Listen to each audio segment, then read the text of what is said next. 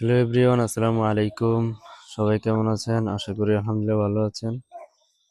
তো আজকে অনেকদিন পর আবার বাড়িতে আসলাম।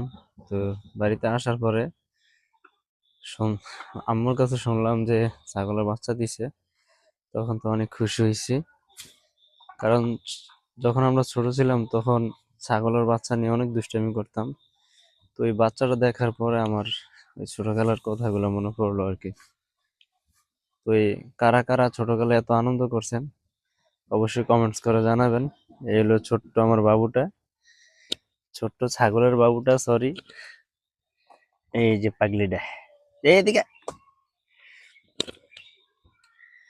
মাশাল্লাহ, টুকটুকে কালো, কালোর ভিতরে অনেক সুন্দর দেখা যায়।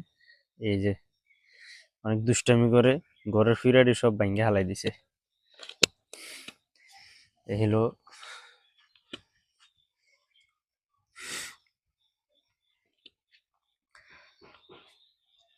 তো সবাই ভালো থাকবেন, সুস্থ থাকবেন।